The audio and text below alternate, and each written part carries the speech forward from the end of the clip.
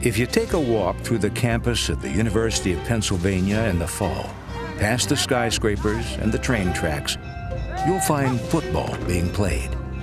But it isn't ordinary college football. This is sprint football, previously known as lightweight or 150-pound football. And Penn is one of 5 schools, all in the Northeast, where the sport has existed for almost 70 years. The Ivies thought back in the 30s that the average college football player was getting too big for the average man. So they established a 150-pound football league. And the average size man in 1936 was 5'8", weighed 150 pounds, i.e. it was 150-pound football. And over the years, as many as 16 different teams have been in the league. And it extended beyond the East Coast. In the late 40s, the University of Michigan even had a team, coached by future NFL Hall of Famer George Allen. Now, the only teams that remain are Penn, Princeton, Cornell, West Point, and the Naval Academy. Some big-name schools, but this isn't exactly big-time football. I didn't even know the sport existed until they told me they were going to send me to the Naval Academy to be the head coach. It's regulation football. The quarters are the same as any big-time team. Notre Dame, Penn State's playing. But the one big difference is the reason it's called sprint football. It's a much faster game than any other form of football. The reason for that is very simple. If you have a halfback in the open field and a tackle is chasing him, the odds are very good that the tackle will catch him because they both weigh 165 pounds.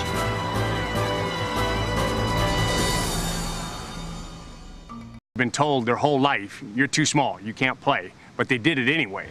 We've got guys on my team who are all-state Ohio and all-state Missouri, etc. And nobody recruited them because they're 5'9", 170 pounds, and they've probably been lifting weights their whole life to get that big. It's shown time and time again that the guys who compete in this sport are very successful in later life.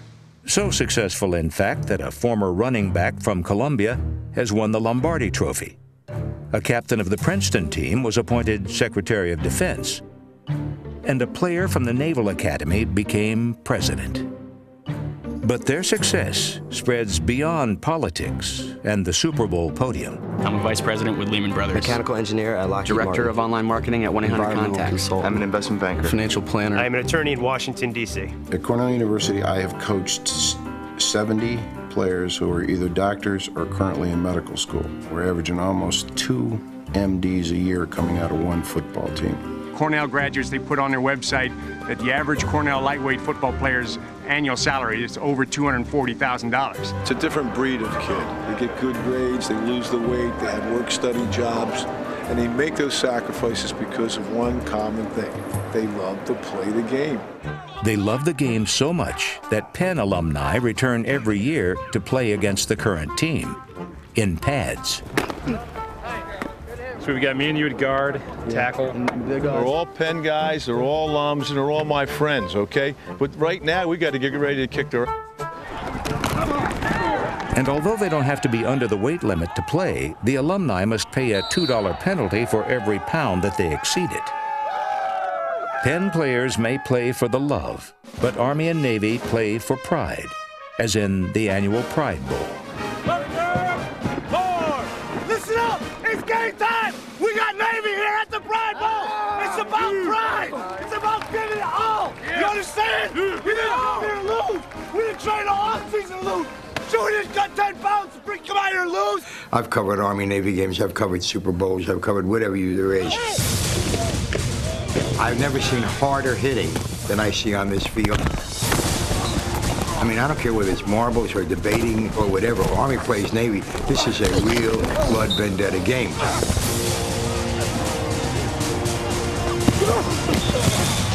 While they're now fighting each other for yards on the football field, the players from both of these teams may soon be fighting side by side for their country. There's an old story, and it's not a cliche. When George Marshall had a very important mission in World War II, he said, I have a very dangerous secret mission. Get me an Army football player. In 2002, that player was Captain Nathan Self, former quarterback of Army's lightweight football team. Less than 5 years out of West Point, he was in command of a Ranger team in Afghanistan that was ambushed by the Taliban, and he was awarded the Silver Star, Bronze Star, and a Purple Heart for his actions in battle. None of us were doing it for any kind of extrinsic motivation. There was no fame that was going to come or much recognition at all that was going to come from playing lightweight football. We played it because we loved football and we believed in a team and we wanted to be part of a team that could work towards a goal and be successful, and that is much like the Army. You add in the physical challenges of not eating, not having enough water, and still continuing to try to push your body to the limits. That's what combat is all about, accomplishing a goal under intense physical condition. I experienced some of that in the Army so far. I know that lightweight football gave me some experiences to draw from in that situation.